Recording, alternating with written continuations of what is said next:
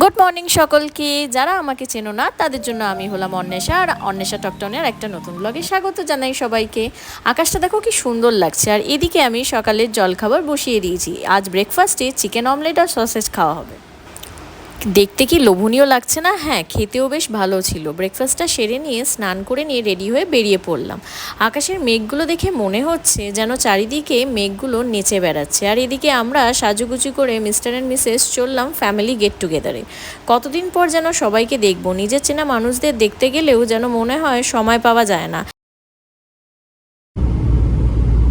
আমরা এখন যাচ্ছি এসপ্ল্যানেড। ওখানে হচ্ছে আমার বোনের ছেলের জন্মদিন সেলিব্রেট করা হচ্ছে। এক্স্যাক্টলি কোথায় সেলিব্রেট করা হচ্ছে তোমরা একটু পরেই জানতে পারবে। চলো যাওয়া যাক। সেই ছোট্টবেলায় দিনগুলো যেন কত সহজ সরলভাবে কাটতো।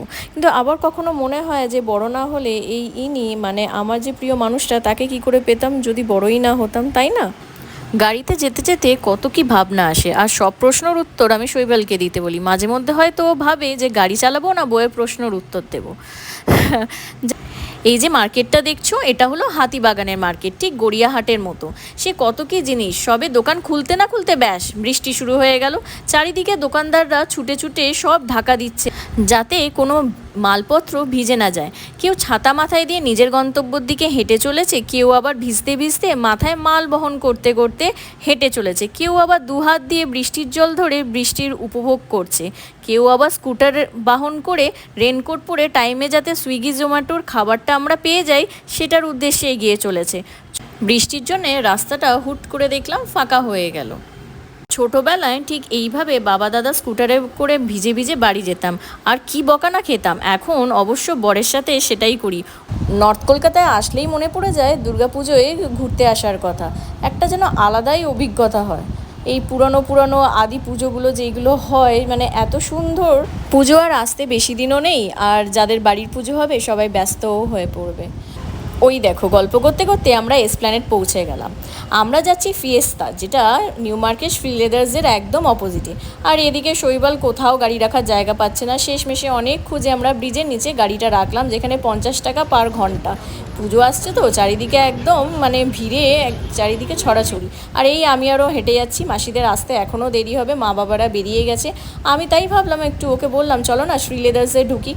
ঢুকে দেখি মানুষের ভিড়ে কোনো কিছু আর দেখা যাচ্ছে না। মানে পুজো একদম প্রায় চলে এসেছে, মানুষের শপিং চূড়ান্ত লেভেলে। তো আমি আরও ওখান থেকে বাবার জন্য একটা ব্যাগ নিলাম। আর এদিকে বাবা মা দাদা বৌদি সবাই চলে এসেছে, আর ওদিকে মাসিরাও চলে এসেছে। আর আমরা ফিয়েস্তায় ঢুকে গেছি, আর এরা অলরেডি হাফ খাবার খেয়ে নিয়ে হাঁপিয়ে উঠেছে, আর আমি সবার ভিডিও করছি। ফিয়েস্তাতে আজ প্রচণ্ড ভিড় ছিল। হ্যাঁ, ওদের সার্ভিসটা একটু লেটেও হচ্ছিল, কারণ আমরা প্রায় বারবার প্রত্যেকটা জিনিসগুলোকে চাইছিলাম, মনে করিয়ে দিচ্ছিলাম যে কোথায় কি মানে হতেই পারে যে এত গেস্ট আছে যে ওরা সামলে উঠছে না। বাট এইভাবে যে সার্ভিসটা এত লেট, মানে এত ডিলে করে সার্ভিস হবে বা কোনো খাবারগুলো লেটে এসে পৌঁছাবে সেটা ভাবতে পারিনি। কারণ আগেও আমি ফিয়েস্তাতে খেয়েছি, খুব ভালোই আমার এক্সপিরিয়েন্স ছিল। হয়তো আজ প্রচণ্ড ভিড়, তাই জন্যে সার্ভিসে ওদের একটু ত্রুটি ছিল। তো আর এদিকে দেখো, আমরা খুব মজা করে সুইটকর্ন মানে ক্রিস্পি সুইটকর্ন খাচ্ছিলাম, যেখানে বৌদি আর শৈবালকে না দিয়েই চলে গেছে। তারপরে আমরা অনেকবার কমপ্লেন করার পর, 3বার প্রায় কমপ্লেন করার পর একদম মেন কোর্সের টাইমে আমাদেরকে স্টার্টার তখনও পর্যন্ত সার্ভ করে যাচ্ছিল।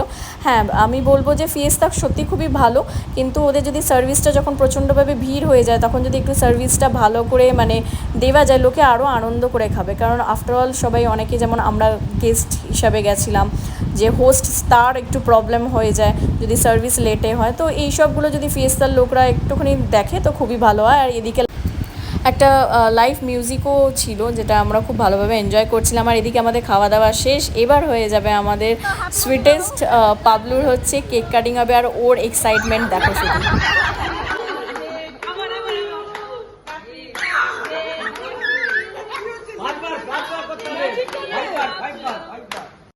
যতবার ক্যান্ডেলটা ও ফু দিয়ে নেবাচ্ছিল আর জ্বলে উঠছিল, ওর এক্সাইটমেন্ট দুগুণ বেড়ে যাচ্ছিল। ওকে দেখে সেই ছোটোবেলার নিজেদের কথা মনে পড়ছিল আর খুব ভালো লাগছিল। আর ওর এক্সাইটমেন্ট, খুশি দেখে আমরা প্রচণ্ডভাবে আরও খুশি হয়ে পড়েছিলাম। তো আজকে প্রচণ্ড আমরা মানে আনন্দ করেছি সবাই একসাথে, মানে অনেক দিন পর খাওয়া দাওয়া, পেট পুজো, আড্ডা, গল্প সব কিছু। এরপর কেক কাটিং হওয়ার পর এবার যে যার বাড়ির দিকে আমরা ফিরবো। আমি যাচ্ছি আমার নিজের বাড়িতে। আর আজকে রাস্তাতেও তেমন জ্যাম ছিল, সবাইকে ছেড়ে আসতে একটুখানি মনটা খারাপ হয়ে গেল, কিন্তু কী আর করা যাবে, যে যা বাড়ির দিকে ফিরতে হবে। আর এদিকে হচ্ছে আরজি করের ঘটনা নিয়ে চলছে এখনও আন্দোলন। আমরা এমন একটা সমাজে বাস করি যেখানে সঠিক বিচার পেতে সাধারণ মানুষকে রাস্তায় নেমে আমাদের বিচার ব্যবস্থার দিকে আঙুল তুলে প্রতিবাদ জানাতে লাগে। এই মর্মান্তিক ঘটনার আশা করি খুব শীঘ্রই আমরা জাস্টিস পাবো। এইদিকে গণেশ চতুর্থীর পুজো হচ্ছে, বাচ্চারা বিভিন্নভাবে সেজে ডান্স পারফরমেন্স করছে। আর এই দেখতে দেখতে চলো বাড়িও পৌঁছে গেলাম। আজকের জন্য এতটাই, কাল আবার আসবো নতুন কোনো গল্প নিয়ে। আমার ভিডিও যদি তোমাদের ভালো লেগে থাকে please like, share and subscribe করে দিও।